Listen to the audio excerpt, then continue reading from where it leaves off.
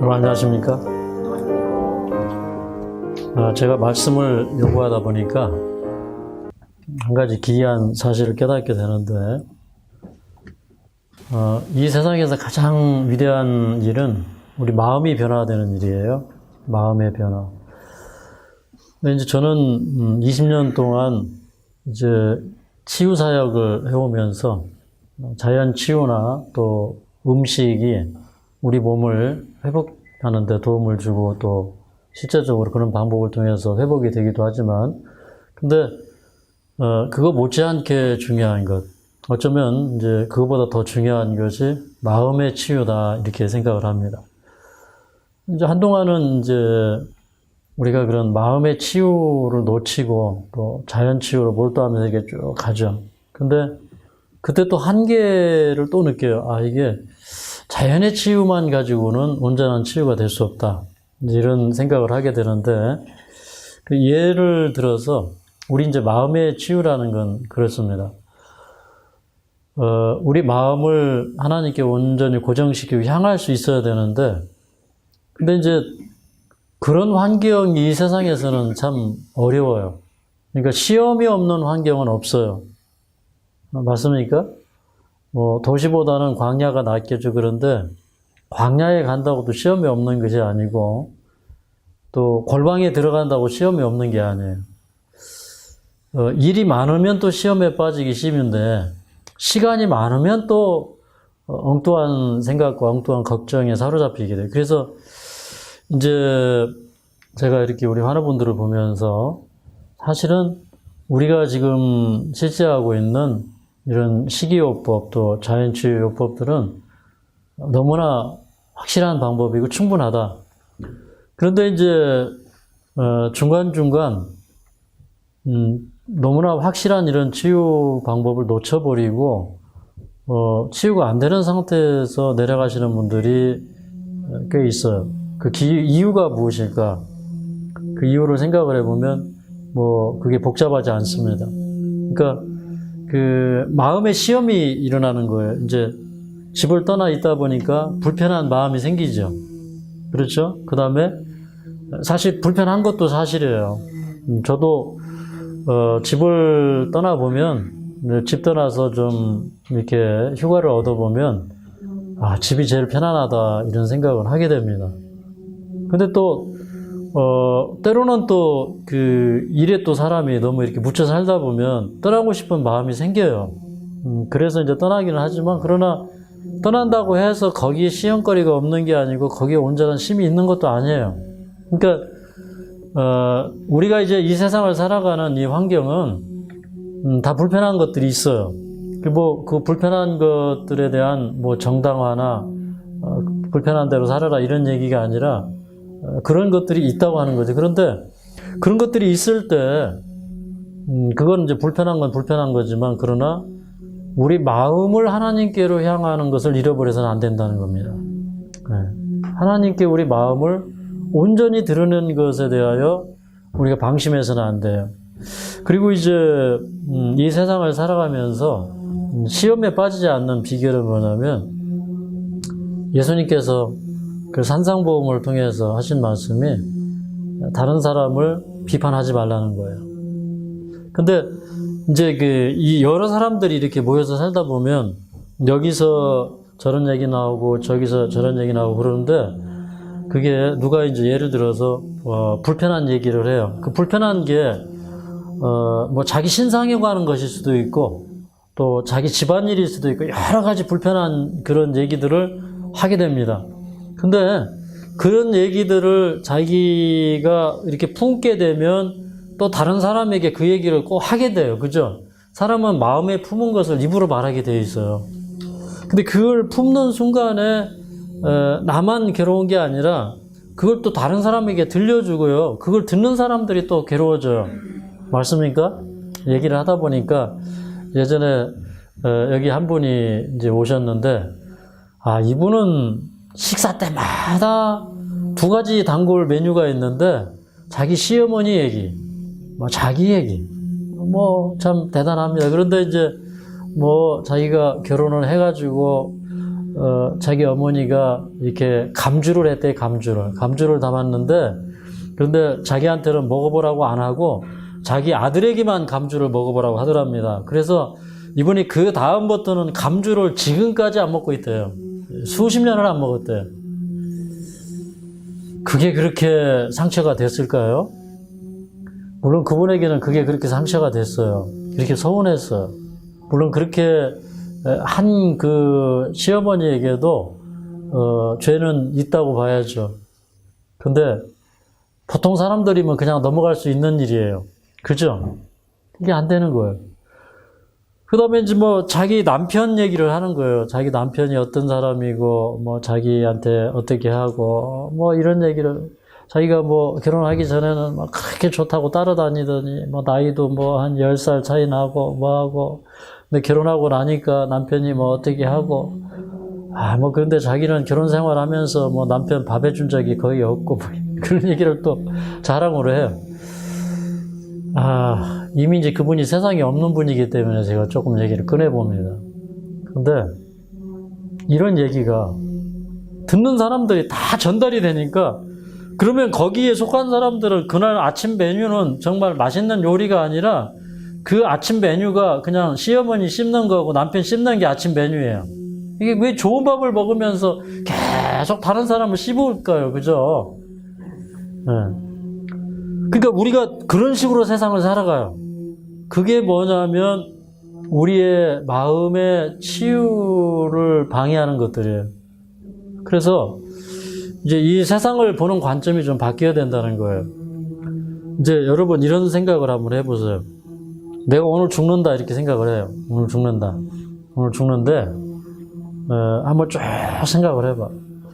제가 이제 며칠 전에 내가 오늘 죽는다 생각을 해보니까, 뭐, 회개해야 될 것도 많고, 내가 과거에 피해를 줬던 그 사람이 지금 잘 살고 있을까? 혹시 내가 과거에 피해를 준 것 때문에 그 사람이 낙심하는 생활을 살지 않았을까? 뭐, 이런저런 그 걱정이 되는 거죠. 우리 뭐 그런 때 있죠. 이제 이렇게 차를 이렇게 몰고 갔어요. 그런데 어떤 사람이 나를 피하다가 저쪽에서 꽝 하는 걸 봤어요. 나를 피하다가. 근데 나는 이것에 대하여 뭐 잘못이 없다. 나는 내 길을 갔으니까 이렇게 생각할 수도 있어요. 근데 우리가 조금만 조심하고 피해줬더라면 그 사람이 꽝 하지 않았을 텐데, 내가 조금, 어떻게 보면 나는 내 길로 갔지만, 그 다른 사람을 배려하지 않았기 때문에 다른 사람이 피해를 본 이제 그런 생각도 들고, 이게 제가 법적으로는 이런 거에 대하여 심판을 받지 않았지만 하나님 심판대 앞에 나는 그 문제에 대하여 심판을 받을 것이다. 이런 생각을 해보는 거예요. 그러니까 우리가 살아가면서 그런 것들이 얼마나 많습니까? 그죠? 네, 내가 내 행위를 덮기 위해서 어떻게 하고 이런 것들이 우리 인생 살아가면서 얼마나 많은지 몰라요. 근데 우리는 어떻게 보면요, 내가 그렇게 살아온 것에 대하여 우리는 너무 자유하고 살아요. 근데 돌이켜보면 그건 철저하게 하나님께서 우리 마음의 검증을 통해서 너는 이 문제에 대해서 회개했다. 이런 확신을 얻을 때까지 우리는 우리 마음의 변화를 시도해야 됩니다. 맞습니까? 뭐 용서받으려고 기도하는 거요? 그런데 그 용서받으려고 기도하는 것 속에 내 마음의 변화를 시도하지 않는다면 그거는 그냥 중언부언이고 맨날 그런 얘기 해봐야 그 용서가 될까요? 안 될까요? 여러분, 진정한 용서를 받으면 그 죄에 대하여 다시는 죄를 짓지 않게 되는 거예요. 그게 회개할 것 없는 회개가 이루어지는 거예요. 그게 우리 속에서 거듭남이 이루어지는 경험이에요. 그런데 사실 그런 마음이 우리에게 없어요. 이런 문제에 대해서 좀 심각하게 생각을 해보자고요. 그리고 이제 우리가 부부 생활을 하면서 세상이 어떻게 나를 중심으로 돌아가요.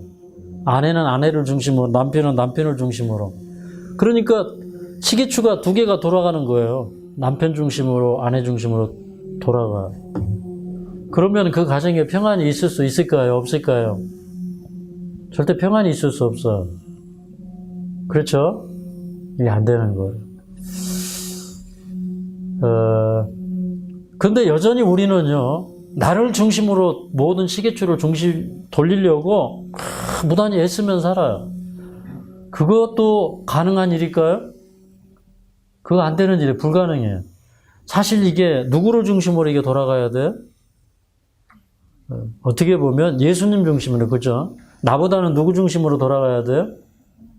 내 아내 중심으로, 내 남편 중심으로 이 시계가 돌아가야 돼요. 너무 내 중심으로 돌리려고 하지 마세요. 마음의 변화를 얘기해도 정말 그 문둥병과 같은 죄가 굉장히 많아요. 그 문둥병의 특징은 그 문둥병이 이렇게 딱 깊이 이렇게 침투해 들어오지만 문둥병은 통증을 느껴요, 못 느껴요? 못 느끼는 거예요, 그죠? 살이 썩어 들어가도 모르는 거예요. 그러니까 죄라고 하는 것에 대하여 무감각하기 때문에 그 감각을 살리기 위해서 만들어 놓은 게 그게 십자가예요. 십자가는 뭐냐면 그 죄의 감각을 되살려주는 거예요. 율법이 하는 일이 뭐예요, 율법이? 죄를 죄로 드러나게 하는 거예요. 죄가 기회를 타서 탐심을 이룰 때 그것이 죄다 이렇게 가르쳐 주는 게 이게 율법이에요. 근데 율법보다 더 능력 있는 게 뭐냐면 십자가예요. 그러니까 십자가를 바라보는 자마다 거기에서 내 자신이 깨어져야 되고 새롭게 되어야 될 필요성을 느껴야 돼요. 그게 율법으로는 의롭게 될 수 없지만 예수님의 십자가로는 의롭게 될 수 있는 비결이 거기에 있는 거예요. 내 양심을 일깨워주고 죄를 회개케 하기 때문에. 그렇습니까? 제가 이 요양원 사업을 하던 초창기에 그분의 성함은 제가 세월이 참 오래 가도 잊어버리질 않습니다. 그 이용재 씨라고 하는 분이 오셨어요. 근데 이분이 이제 그 늦가을쯤에 요양원에 오시게 되었어요. 근데 처음에 오셔서 이분이 이런 얘기를 했습니다. 제가 예전에는 미션 스쿨에 다니고 하나님을 믿었던 사람인데 제가 학교를 졸업하고 군대를 가고 사회생활을 하면서 하나님을 떠나게 되었습니다. 하나님을 떠나서 살다 보니까 술도 많이 하고 담배도 피고 그렇게 살았고 또 제가 결혼까지 해서 이제 뭐 아내를 얻게 되었고 아내는 저하고 한 뭐 10여 살 이렇게 차이가 나고 또 아이도 3명을 낳았대요. 그러니까 이제 막 그 재밌게 살아보려고 하는 이제 그런 때인데 근데 자기가 이제 병에 걸려서 죽게 되었다는 겁니다.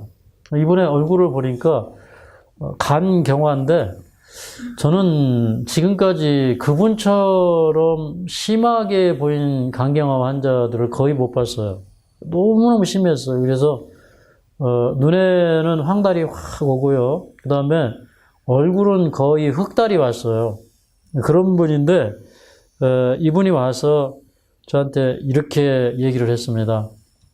제가 여기에 온 것은 병을 고치기 위한 것보다는 제가 하나님께 돌아오기 위해서 여기에 왔습니다.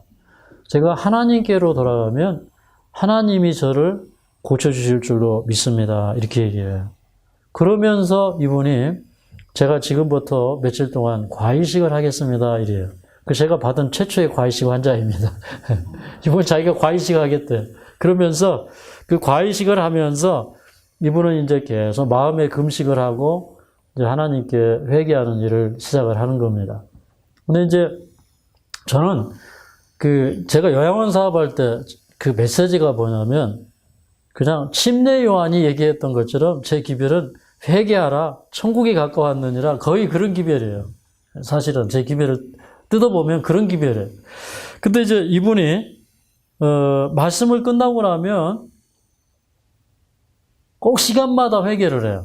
근데 이제 말씀 끝나고 딱 내려가면 이분이 꼭 제 손을 잡고 하는 얘기가 전사님 어쩌면 그렇게 저한테 하는 말씀 같습니까? 그렇게 얘기를 해요.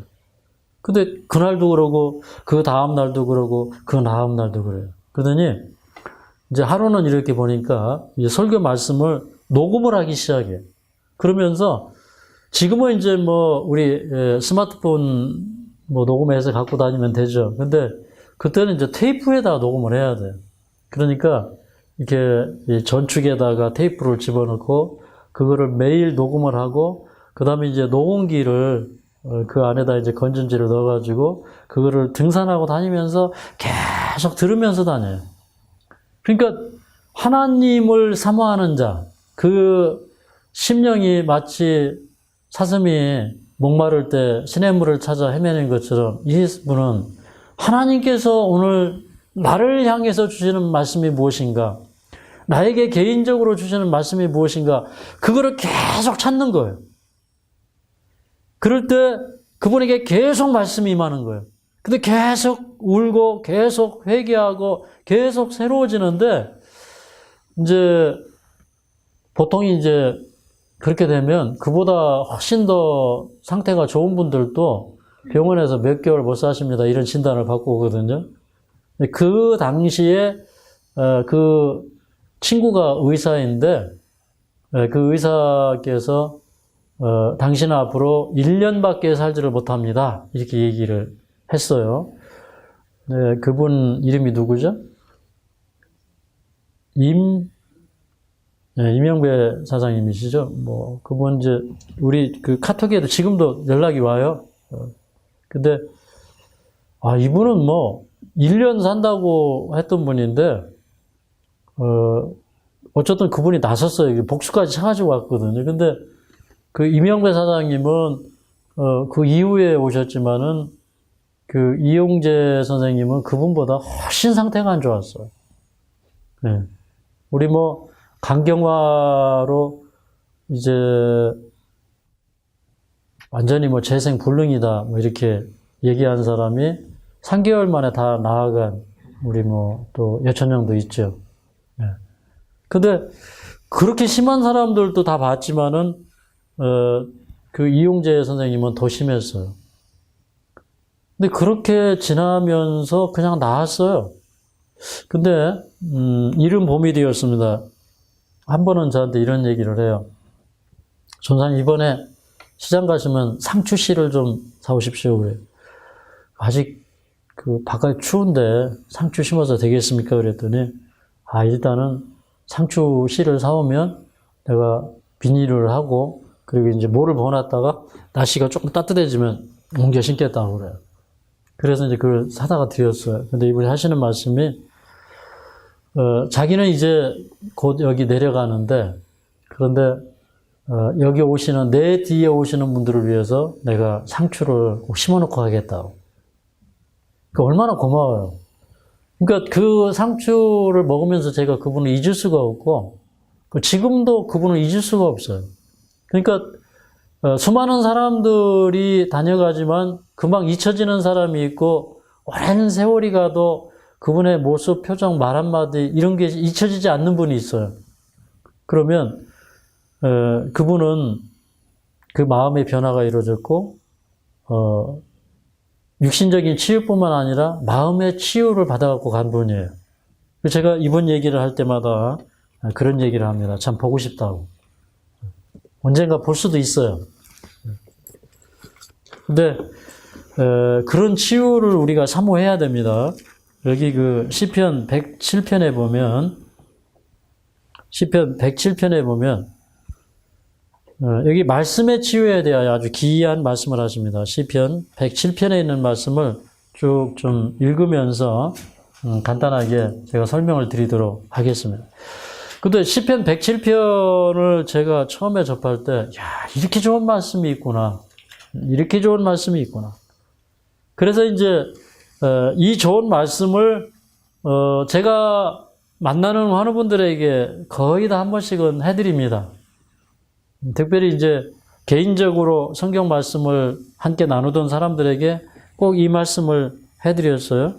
근데 여기 이제 시편 107편은 우리가 그 하나님의 인자하심, 또 하나님의 죄로부터의 구원하심, 또 특별히 육체적인 질병에서부터의 치유하심에 대하여 하나님께 감사하고 찬양하자. 우리가 하나님 앞에 정말로 감사하고 하나님을 노래하고 찬양해야 되는데 그 이유가 이래서 그렇다. 이래서 찬양해야 된다. 이제 이런 얘기를 합니다. 이 107편의 서론은 1절부터 3절까지인데 3절을 한번 1절부터 3절을 한번 읽어보도록 하겠습니다. 시작. 여호와께 감사하라. 그는 선하시며 그 인자하심이 영원함이로다. 여호와께 구속함을 받은 자는 이같이 말할지어다. 여호와께서 대적의 손에서 저희를 구속하사 동서남북 각 지방에서부터 모으셨도다. 사실 하나님의 은혜는 깊이 생각을 해봐야 돼요. 그분의 선하심, 그분의 인자하심. 여기 인자하심이라고는 헤세드는 여러 말로 번역이 될 수 있지만 이제 신약에서는 이걸 아가페, 다시 말해서 인자라고도 많이 번역이 되었지만 뭐 사랑, 긍휼, 뭐 자비, 은총, 뭐 친절 이런 걸로 다 번역할 수 있는 굉장히 이 폭넓은 단어예요. 그러니까 하나님의 선하심, 하나님의 선하심을 맛보아 알지어다 뭐 이런 말씀도 있잖아요. 그러니까 그 선하심을 좀 맛봐야 돼요. 그러니까 우리도 인생 살다 보면 이제 어떤 사람을 만나면 야, 저 사람 정말 선하다. 이런 느낌을 받는 사람이 있어요. 근데 저는 이제 제 친구 가운데 한 친구가 있는데 그 친구가 예전에 그랬어요. 예전에. 지금은 잘 모르겠어요. 근데 예전에. 그런데 그 친구는 참 그 마음이 따뜻한 친구예요. 이제 한 번은 저희가 이제 밤 늦도록 그 여행을 하고 저 충청도 대천에서 서울까지 여행을 이렇게 하고 그 다음에 이제 12시가 훨씬 넘어서 집에 이렇게 도착을 하는데 근데 이 친구가 이렇게 그 집 모퉁이를 딱 돌아가다가 갑자기 차를 딱 세우더니 차를 뒤로 딱 백을 해요. 그러더니 이제 그 하이빔을 딱 켜고 보라는 겁니다. 그런데 보니까 그 담장 너머로 이렇게 장미꽃이 확 피어가지고 늘어졌는데 굉장히 아름다워. 근데 친구가 그 농사 짓는 친구가 그 피곤한 시간에 차를 탁 뒤로 빼더니 저걸 한번 보라는 거예요. 얼마나 아름다운가. 그리고 이제 그날도 이제 자기가 이렇게 밤새도록 운전하고 왔는데 자기가 다 피곤할 텐데 제 손을 이렇게 살며시 잡아요. 근데 그 손이 참 묵직하고 따뜻해 보입니다. 근데 이제 그 손을 잡고 그날 뭐 무슨 얘기를 했는지는 잊어버렸지만 근데 친구는 늘 저한테 이렇게 위로를 주고 힘을 주려고 하는 그런 친구였어요. 그래서 제가 그 당시에 느낀 것은 참 예수님을 닮은 친구이다. 참 좋은 친구이다. 이런 생각을 참 많이 했어요. 근데 그 우리가 예수님을 알아가는 것도 그래요.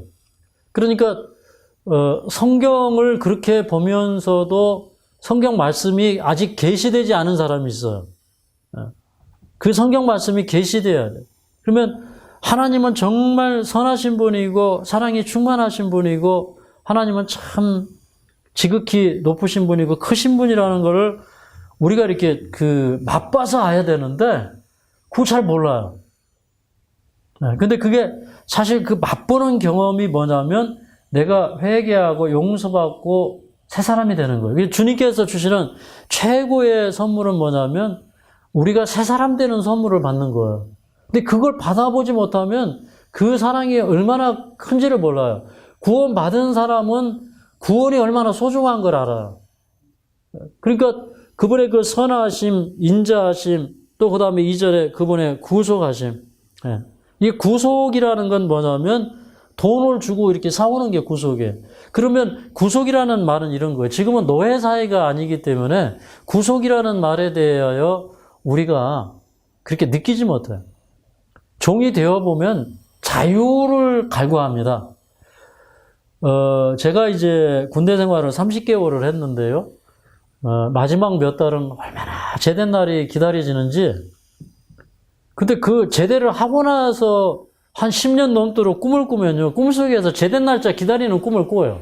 그게 뭐냐면 종된 사람이 종에서부터 자유를 얻기 위해서 갈구할 때 마음속에 드러나는 자유에 대한 갈망이에요. 그 이해하십니까?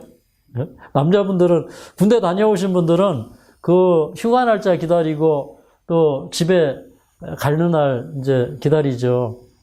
근데 그게 옛날 노예들이 구속을 기다리는 거예요.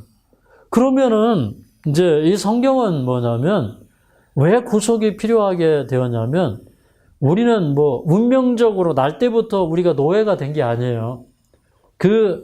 내가 내 자신을 죄에 팔아버렸기 때문에 노예가 된 거예요. 그걸 예수님이 우리를 구원해 주시는 겁니다. 그러니까 이스라엘 백성들이 저 애굽의 포로되어서 나왔죠.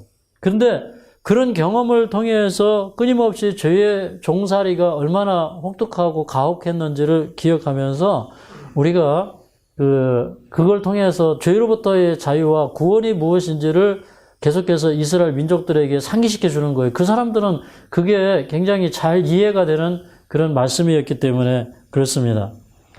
그 다음에 이제 그렇게 구속을 통해서 여기 보면은 동서남북에서부터 많은 사람들을 모으셔요. 이런 거예요. 여러분, 빛은 온 세상의 빛이죠. 해가 떠오르면 지구상 곳곳에 햇빛이 들어가지 않는 곳은 없어요. 모든 사람들에게 구원의 빗줄기가 가는데, 근데 구원의 빗줄기를 받고 반응하는 사람들이 거기에서 나와서 동서남북에서부터 죄의 종살이로부터 해방되어서 하나님의 도성에 들어가는 거예요. 구원에 들어가는 거예요. 아멘입니까? 이거 이제 서론적으로 말씀을 하신 다음에, 그 다음에 이제 이 4절부터 9절 가운데는 이제 그 종살이에서부터의 구원, 다시 말해서 노예살이, 포로에서부터의 구원에 대해서 얘기를 하는데, 여기 4절부터 9절까지 있는 말씀을 함께 읽도록 하겠습니다. 시작. 저희가 광야 사막길에서 방황하며 거할 성을 찾지 못하고 줄이고 목마름으로 그 영혼이 속에서 피곤하였도다. 이에 저희가 그 근심 중에 여호와께 부르짖음에 그 고통에서 건지시고 또 바른 길로 인도하사 거할 성에 이르게 하셨도다. 여호와의 인자하심과 인생에게 행하신 기이한 일을 인하여 그를 찬송할지로다. 저가 사모하는 영혼을 만족해 하시며 줄인 영혼에게 좋은 것으로 채워주심이로다. 그랬어요. 그러니까 인생에게 행하신 기이한 일을 인하여 그를 찬송할지로다. 이렇게 얘기했는데, 그러니까 나의 인생에게 행하신, 나에게 행하신 그 기이한 일이 무엇인지를 우리가 깨달아야 마음속에 감사도 나오고 찬양도 나오는 것입니다. 이런 경험을 해야 9절에서 말씀하는 것처럼 내 영혼의 만족함을 느끼는 거예요. 예. 그리고 줄인 영혼에게 정말 좋은 것으로 채워주시는 그 은혜를 느끼는 거예요. 그래서 구원은 먹어봐야 돼요. 체험해봐야 돼요. 근데 이제 우리가 마치 하나님을 알지 못하고 살 때는 광야 사막길을 가는 것 같아요. 광야 사막길을 가면 참 뜨겁고 또 밤에는 춥고 또 불편하고 또 때때로 목마르고 또 아주 피곤하고, 그뿐만 아니라 실제로 뭐 광야길을 가다 보면 뭐 옛날에 하갈이 그 이스마엘하고 같이 이렇게 그 집을 나가게 되죠. 어떻게 보면 이제 쫓겨나는 거죠. 쫓겨나가는데, 근데 얼마쯤 가다가 이렇게 너무 지쳐가지고 아이는 까부러지고, 그때 막 하갈이 이렇게 목 놓아 울죠. 그러니까 그런 그 절박한 경험들이, 그런 심령들이 우리 인생을 살다 보면 느껴져요. 참 인생살이 피곤하고 힘들고 어렵다.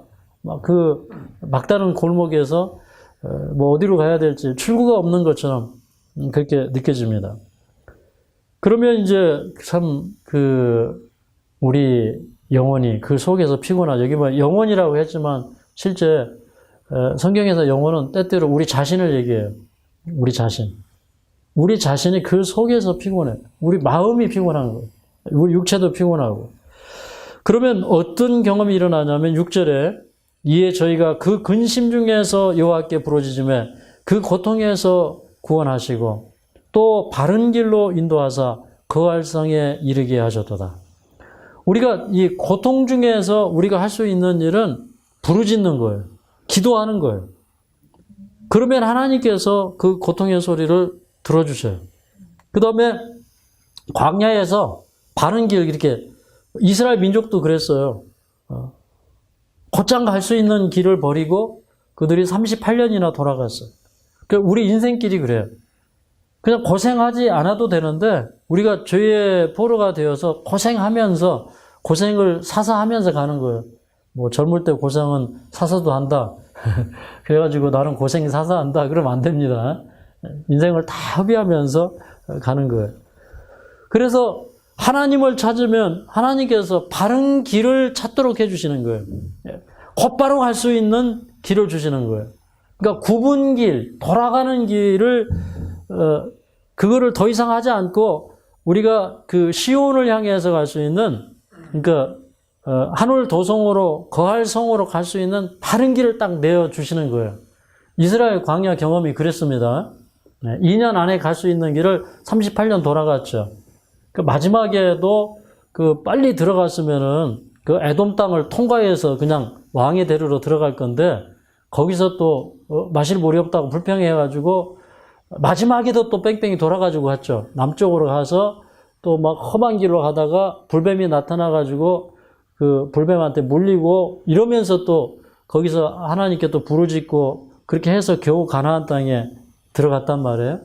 근데 그런 것들이 다 교훈이 되는 거예요. 그러니까 자꾸 인생길을 내가 계획하고 내가 설계해서 가려고 하다 보면 자꾸 곧장 가는 길을 돌아가는 거예요. 그러니까 여러분 꼭 기억하시기 바랍니다. 내가 아무리 계획을 잘한다 할지라도 그거는 굽은 길이다. 아시겠죠? 내가 아무리 바르게 결정하고 생각한다 할지라도 거기에 주님의 계획하심과 섭리가 없다면 그것은 굽은 길이다는 거예요. 굽은 길을 바른 길인 줄 알고 가는 거예요. 자, 그 다음에 그 바른 길을 가보면 그 바른 길 속에는, 곧은 길 속에는 하나님이 주시는 영혼을 만족해 하시는 좋은 선물이 기다리고 있는 것입니다. 그 길로 우리가 가야 됩니다. 그 다음에 자 10절부터 22절까지 있는 말씀은 대단히 중요한 말씀인데 10절부터 13절까지 먼저 읽어보도록 하겠습니다. 시작. 사람이 흑암과 사망의 그늘에 앉으며 곤고와 쇠사슬에 매임은 하나님의 말씀을 거역하며 지존자의 뜻을 멸시함이라. 그러므로 쑥으로 저희 마음을 낮추셨으니 저희가 엎드려져도 돕는 자가 없었도다. 이에 저희가 그 근심 중에 여호와께 부르짖음에 그 고통에서 구원하시되. 자, 여기까지 먼저 읽어보도록 하겠습니다. 사람들이 보통 흑암과 사망의 그늘에 앉아 있어. 여기 이제 흑암과 사망의 그늘은 어디를 유추해서 하신 말씀이냐면, 옛날에 이제 죄를 지으면 죄수를 이렇게 지하 어두운데, 캄캄한데 가두어요. 그게 여기 있는 이 말씀대로 사망과 흑암의 그늘 아래 앉은 그런 경험이에요. 그러면, 참 이게 빛이 없고, 습하고, 춥고, 참 그게 고생이 말이 아니죠. 그게 이제 사망과 흑암의 그늘 아래, 또 흑암과 사망의 그늘 아래 앉는 경험이에요. 그 다음에 죄인에게는 또 뭐가 딱 차여져 있어요? 찾고, 그죠? 찾고, 뭐 발에 찾고, 또 어떤 그 쇠사슬에 이게 매임이 있죠. 그게 딱 붙들려가지고 감옥에 있는 것입니다. 근데 이게 이제 우리의 영적인 상태를 보여주는 거예요. 근데 왜 그렇게 되었느냐? 11절에 하나님의 말씀을 거역하며 지존자의 뜻을 멸시함이라 이렇게 얘기했어요. 일반적으로 이제 하나님의 말씀이 있어요. 우리가 계시는 하나님의 말씀이 있어요. 근데 그런 계시된 말씀에 대하여 관심을 갖지 않는 것이에요. 그래서 이 성경에 이 그 속죄제에 대하여 레위기 뭐 4장, 5장에 보면 쭉 나오는데, 사람이 이 짓는 죄 가운데 제일 많이 언급된 죄가 뭐냐면, 부지 중에 지은 죄. 네. 무지해서 지은 죄. 이게 부지 중에 지은 죄가 뭔지 아세요? 부지 중에 지은 죄? 부지중. 부지중이라는 것은 내가 의식하고 짓는 거예요? 무의식하고 짓는 거예요? 무의식이에요. 무지해서 짓는 죄. 여러분, 그러면 몰라서 짓는 죄는 죄가 아닌가요? 죄가 돼요.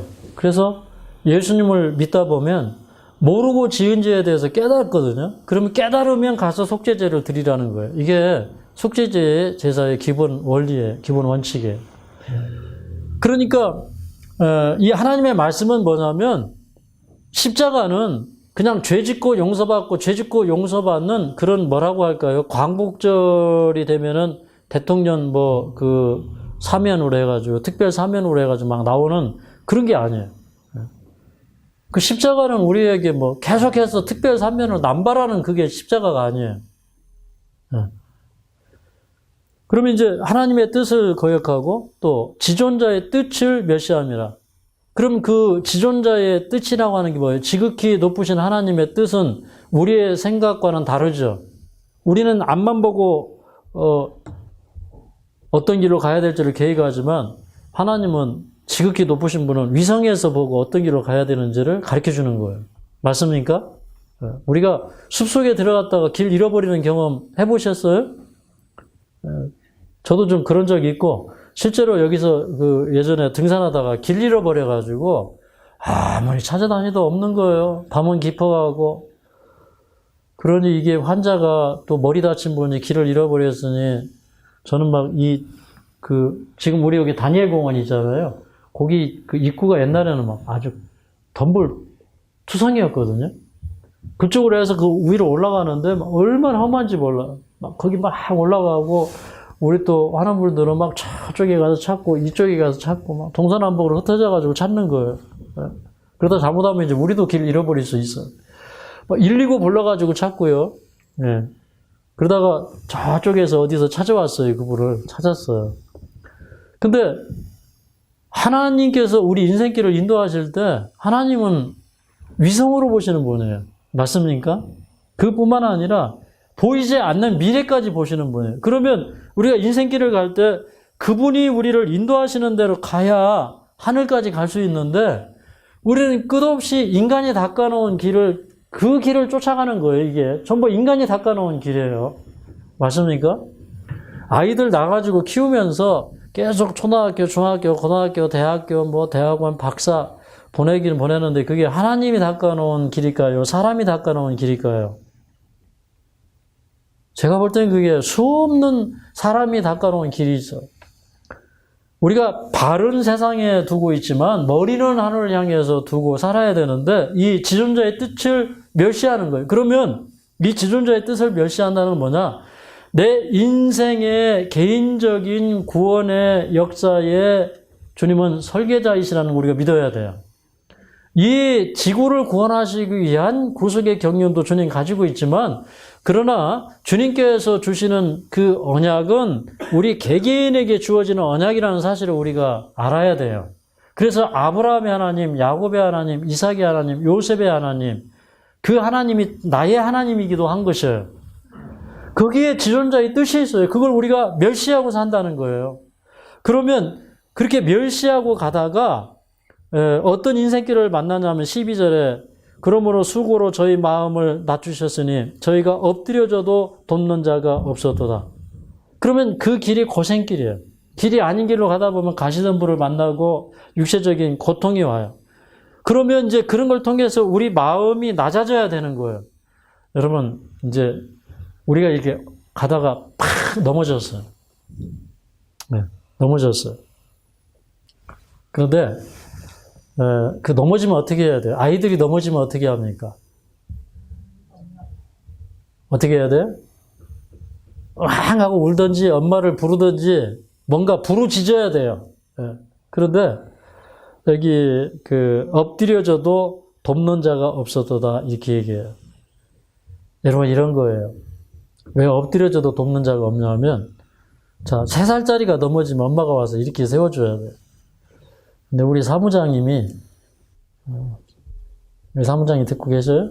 네. 사무장님이 길을 가다가 딱 넘어졌어. 안 일어나는 거예요. 누가 일으켜 줄까요? 안 일으켜 줄까요? 안 일으켜 줘요. 그죠? 어떻게 해야 돼요? 자기가 일어나야죠. 그러니까 이런 거예요. 여러분, 아니, 뻔한 일을, 아니, 내가, 고쳐야 될 게 있죠. 내가 백미 먹으면 병 나을까요? 아, 내가, 좋은 물 마셔야 되는데 계속 사이다 콜라 사다 놓고 마시면 병 나을까요? 안 나요. 그러니까, 그렇게 엎드려져서 자기가 뻔히 알고 있는 걸 안 해요. 그러면 도와줘요? 안 도와줘요? 안 도와주는 거예요. 네. 근데 또, 그런 경우도 있어요. 정말 이제 엎드려졌는데, 나 스스로가 일어나지 못해. 너무 많이 다쳤어. 막 어디 막 골절되고, 우리, 여기 며칠 전에 우리 황선자 사모님 막 넘어져가지고 이제 다쳤어. 다쳤는데, 자기 힘으로 못 일어나요. 그럼 어떻게 해야 돼요? 부르짖어야 돼. 기도해야 돼. 그러면 부르짖으면 주님께서 구원해 주실까요? 네, 여기 보니까 그 고통에서 구원하시되 흑암과 사망의 그늘에서 인도하여 내시고, 이건 뭐냐면, 자, 감옥에, 흑암과 사망의 그늘이 뒤덮고 있는 감옥에 들어갔다가 하나님께서 야 나와, 그리고 이렇게 끌어내시는 거예요. 이게 인도하여 내시는 겁니다. 그 다음에 그 얼군줄을 끌으셨도다 그랬어. 나오긴 나왔는데 지금 이게 손발이 자유롭지가 못해요. 지금 이렇게 줄에, 착고에 매여 있어.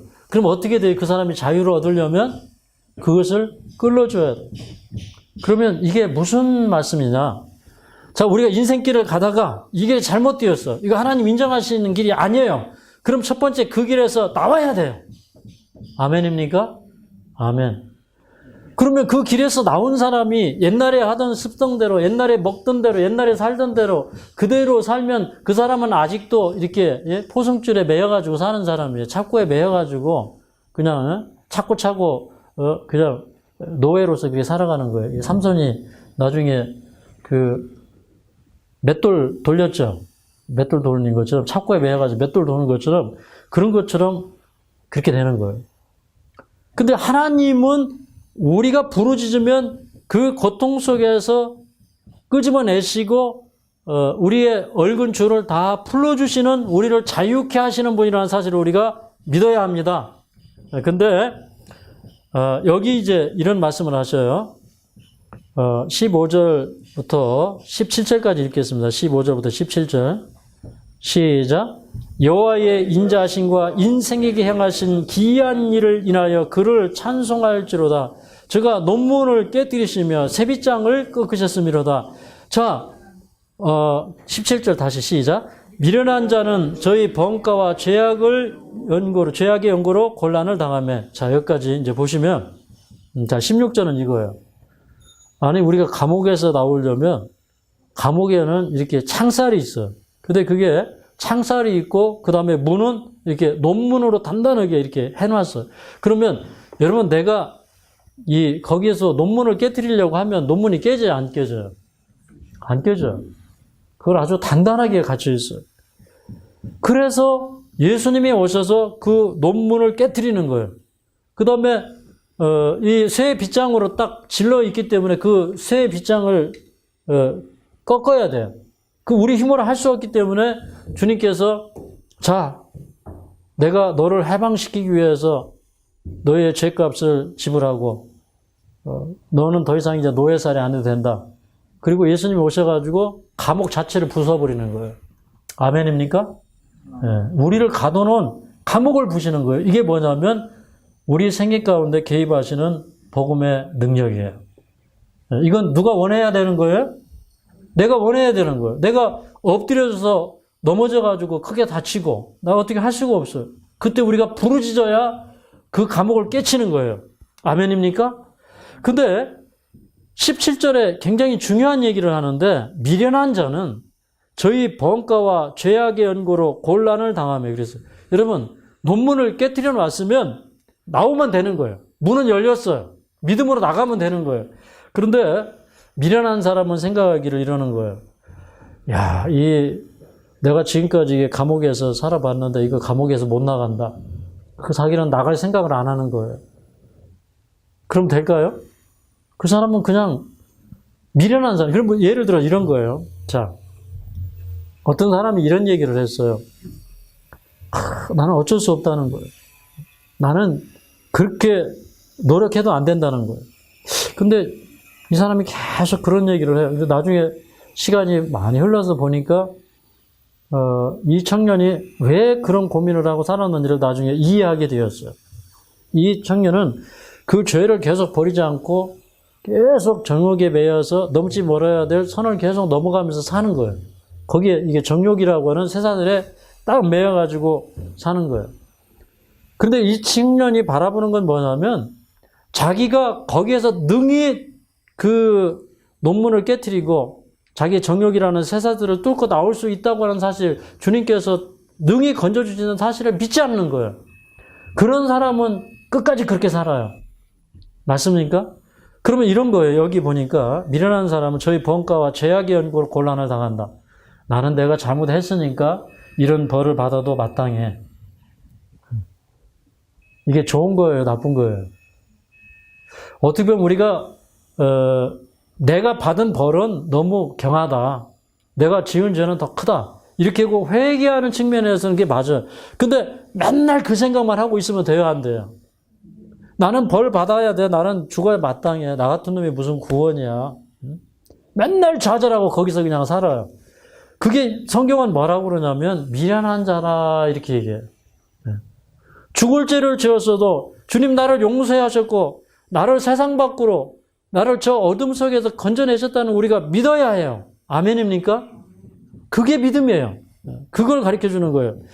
자, 그 다음에 18절부터 22절까지 읽겠습니다. 18절부터 22절. 시작. 저희 혼이 각종 식물을 싫어하여 사망의 문에 가깝도다. 이에 저희가 그 근심 중에서 여호와께 부르짖음에 그 고통에서 구원하시되 저가 그 말씀을 보내어 저희를 고치사 위경에서 건지시는도다. 여호와의 인자하심과 인생에게 행하신 기이한 일을 인하여 그를 찬송할지로다. 감사제를 드리며 노래하여 그 행사를 선포할지로다. 여기 이제 제일 중요한 말씀이 나왔어요. 이 많은 질병들이 죄의 결과예요. 그러니까 죄에 눌려서 살고 고통하면서 살고 근심하면서 살고 그 다음에 미래에 대해서 염려하고 걱정하고 이게 전부 죄라는 거예요. 그거는 하나님 없는 사람이 하는 거예요. 맞습니까? 아까 보니까 이렇게 끝없는 인생의 미로에서 하나님께서 바른 길을 내신다는 거 우리가 알아야 돼요. 거기에는요, 이스라엘 민족이 광야길을 여행할 때 반석을 쳐서 물을 내시고 하늘에서 만나를 내리시고 좋은 것으로 그 소원을 만족해 하시는 그런 하나님의 역사가 계속 있었기 때문에 우리가 광야에서도 우리와 함께 동행하시는 그분이 있음을 우리가 믿어야 합니다. 아멘이에요? 그런데 이 자기 죄로 인해서 병이 오고 밥맛이 없고 그래요. 근데 그 밥맛 없는 사람이 밥맛이 어떻게 좋아지는 거예요? 하나님 말씀이 들어가면 밥맛이 좋아지는 거예요. 아멘입니까? 네. 말씀이 없어서 밥맛이 없는 거예요. 말씀이 들어가면 밥맛이 좋아져요. 그 다음에 이제 그렇게 이제 밥맛도 없고 사람이 다 죽어가는 거예요. 그래서 사망의 문에 가까워지는 거예요. 밥 못 먹으면 사람이 죽어요. 그죠?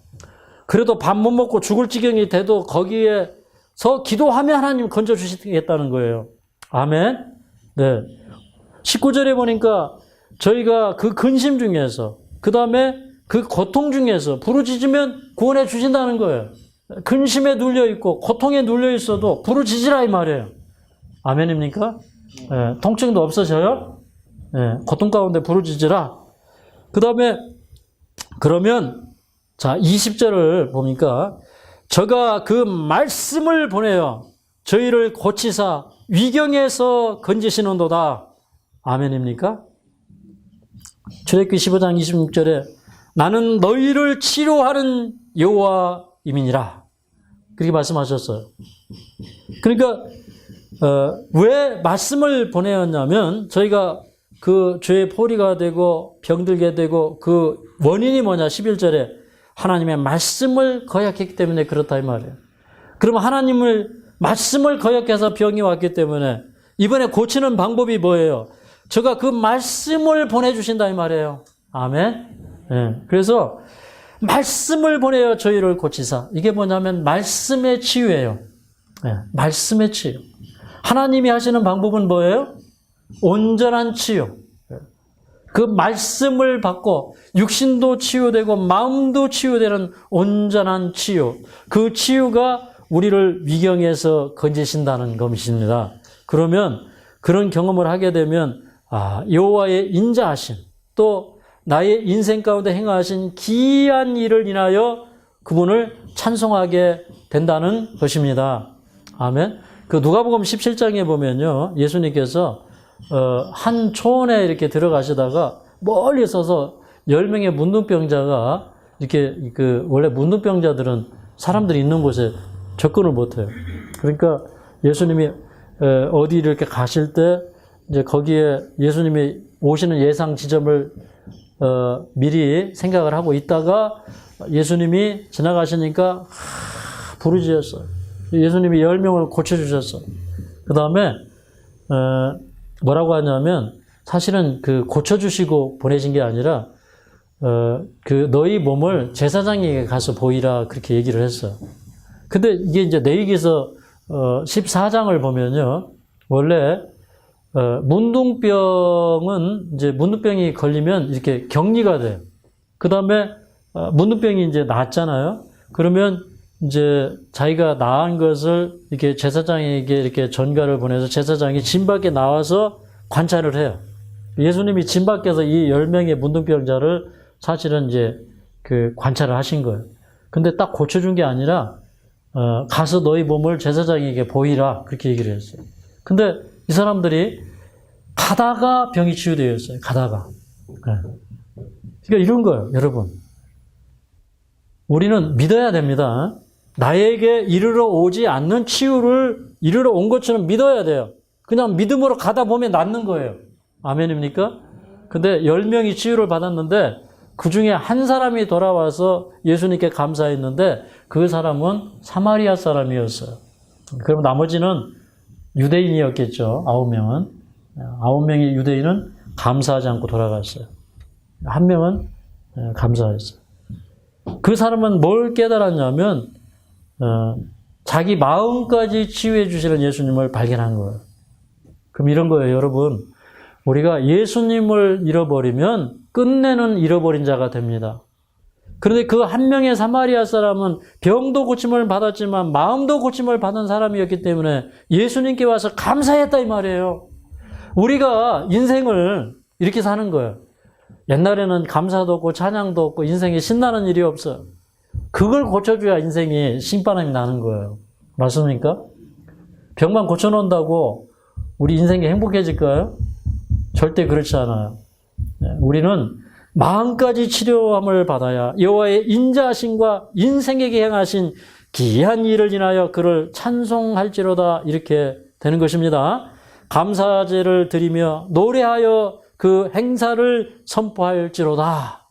이런 기이한 경험이 우리에게 있기를 바라면서 말씀을 마치겠습니다.